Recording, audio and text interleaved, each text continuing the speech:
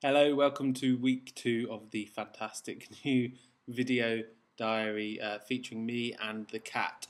So it's Sunday night, October the 12th, and I'm supposed to be working, but I'm struggling a little bit, so I've procrastinated by doing this, and hopefully this will clear my mind and get back to work afterwards. So, Widget. So what's happened this week? Well, for most of it, we've had Meg, who is Anna's sister, come to stay. She was at a conference just outside San Francisco, so stayed in the lovely bunker, and that's been mostly it really. A lot of eating and drinking. She hired a car, so we had the chance to go and do a few things because we're not driving here yet. So that was fun. Went to the Golden Gate Bridge, did a few touristy things. Talking of touristy things, we went to Alcatraz a couple of weeks ago, which I hadn't done before, even though I've been here quite a few times. Now that was really interesting because I thought it was going to be a complete crap fest. You know how you go to some of these things and they're really touristy and a bit shit. This one wasn't. It was a really interesting tour around, very evocative, very well done. The audio tour was really interesting, which is a surprise really because they're usually the worst bit. And it made me want to go and find out a bit more about the people who were imprisoned there really. So I've ordered a book called Public Enemies by Brian Burrows.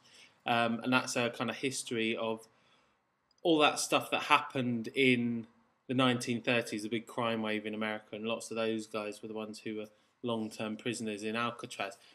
Now, the interesting thing there, well, I'm going to tell a story anyway.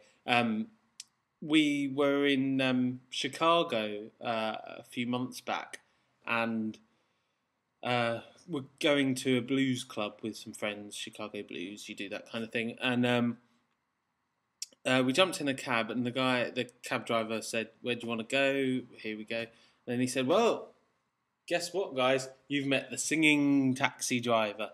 And all the way to the blues club, he regaled us with his songs, some of which I can still remember. There was one about being a sugar slut and addicted to chocolate. That was odd.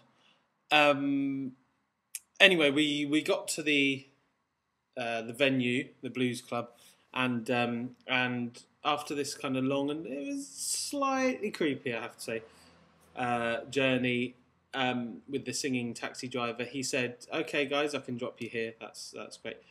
Or I can take you on a special little secret trip. It's only a couple of blocks away. It'll only cost you a couple of dollars, but you'll really enjoy it."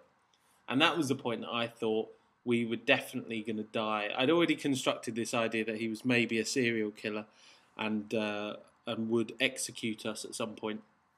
And this, I thought, right, okay, he's going to take us a couple of blocks to his torture chamber, keep us there for a few weeks, and then kill us. Brilliant. So everyone in the back of the cab said, "Oh yeah, let's go on a special trip." Idiots. Anyway, we went a couple of streets away, and I was wrong, didn't die. Instead, we found the street was kind of decked out 1930s style. It seemed a bit odd. There were even some kind of tram tracks running down the middle of the street. Turns out they were filming there with Johnny Depp that day and all that week, filming a movie of Public Enemies, the book written by Brian Burrows that I was just talking about.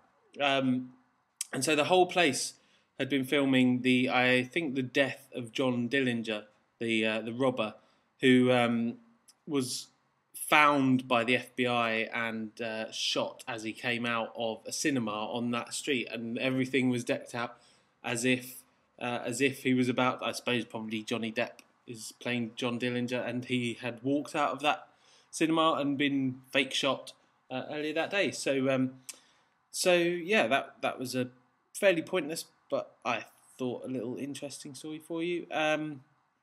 So Alcatraz, good. We bought things like, I bought a mug which is enormous, filled with coffee to try and try and keep me going this evening. But that's been pretty much it. Next week's a bit busy with work, and yeah, so I should get back to it now. So end video.